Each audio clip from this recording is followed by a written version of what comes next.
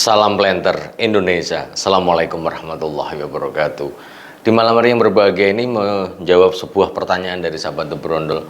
Pak Pendi, saya mau menanam kelapa sawit dalam 4 hektar, tapi saya pengen menanam kelapa sawit ini adalah dengan menggunakan selang-seling per baris. Apakah boleh nggak sih Pak Pendi? Misalnya pakai 540 PPKS, kemudian saya seling dengan kalabar 540 dengan kalabar lagi lah, nanti mau tak campur dengan varietas lain, itu boleh nggak sih sebenarnya? Secara prinsip boleh-boleh saja, akan tetapi ada beberapa hal yang harus dipahami sahabat The Brondol semuanya. Bicara tentang menanam kelapa sawit adalah bicara tentang ukuran.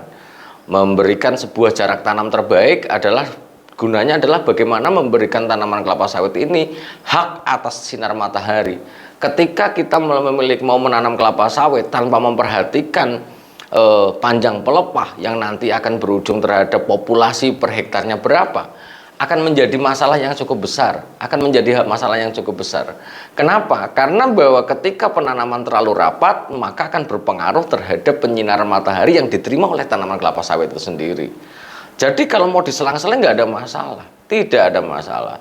Sehingga ketika kita mau menanam kelapa sawit, salah satu hal yang harus dipahami yang pertama kali adalah spesifikasi dari varietas yang mau kita tanam. Jangan sampai kita menanam tanaman kelapa sawit tidak mengetahui spesifikasinya, apakah dia pelepah panjang, apakah pelepah pendek, atau pelepah yang sedang. Apakah dia 156 pokok per hektar, 143 pokok per hektar, atau termasuk dalam 130 sampai 136 pokok per hektar. Ketika memiliki jarak tanam yang berbeda, maka pola penanamannya atau jarak yang digunakan untuk menanam juga berbeda. Sebagai contoh, ketika kita mau menanam kalabar dengan 143 pokok per hektar, kemudian mau diselang-seling dengan Yangambi PPKS yang rekomendasinya adalah 130 sampai 136 pokok per hektar. Diselang-seling boleh nggak Pak Pendi? Ya boleh, akan tetapi yang menjadi permasalahan yang paling urgent adalah bahwa Yangambi 130 sampai 136 pokok per hektar. Jika ditanam dengan menggunakan 9 kali 9 yang jumlahnya nanti kalau mata 5 ketemunya 143, maka Yangambi akan menyentuh pelepah kalabar dengan overlay-nya cukup panjang, yang menumpuknya cukup panjang, sehingga ini akan berpengaruh terhadap pertumbuhan baik Yangambinya sendiri ataupun kalabarnya sendiri. Sedikit banyak pasti akan mengalami etiolasi. Etiolasi adalah pertumbuhan meninggi, pucat, lemah, kurus yang disebabkan karena tanaman kelapa sawit itu memang mengalami kekurangan sinar matahari yang berujung terhadap produktivitas akan semakin hilang pastinya. Sehingga sahabat The Brondol semuanya menjawab pertanyaan ini, apakah boleh bahwa tanaman kelapa sawit itu ditanam selang-seling? Secara prinsipal sekali lagi boleh saja.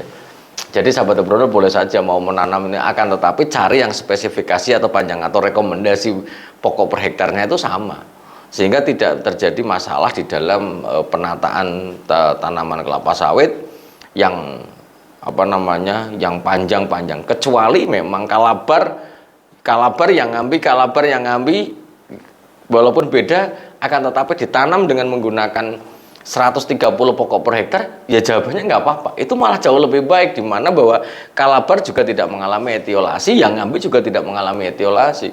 Akan tetapi kalabar yang ngambil PPKS yang rekomendasinya 130 sampai 136, kalau ditanam dengan menggunakan 143 pokok per hektar yang ngikuti kalabar, maka ya pasti akan etiolasi. Mungkin itu aja sih yang dapat saya sampaikan pada kesempatan di malam hari yang berbahagia ini. Intinya adalah kalau jarak tanamnya semakin lebar ya nggak ada masalah. Cuma masalahnya adalah ketidak efektif dan efisien masalah penggunaan lahan saja. Tapi pertumbuhan tanamannya tetap akan baik. Akan tetapi kalau kita mencoba merapatkan jumlah populasi ataupun mempadatkan jumlah populasi yang sebenarnya 136 menjadi 143, jadi sedikit banyak tetap akan mengalami etiolasi pada tanaman yang kita tanam. Mungkin itu aja dulu yang dapat saya sampaikan sebagai closing statement di malam hari yang berbahagia ini. Sebelum menanam kelapa sawit, ada baiknya kita memahami panjang pelepah yang akan kita tanam beserta dengan rekomendasinya. Tidak semua penanaman kelapa sawit itu adalah memiliki ukuran ataupun Jarak tanamnya adalah 9 kali 9 kali 9 itu tidak semuanya seperti itu. Sangat tergantung dari panjang pelepah yang kita miliki. Varietas apa yang mau kita tanam, panjang pelepahnya berapa, yang direkomendasikan berapa. Sebuah hal yang sangat menarik ketika kemarin saya ke Dumai, ke salah satu sahabat The Bro di Dumai. Beliau menyampaikan, saya beli lahan kelapa sawit varietas Marihat, Pak Pendi.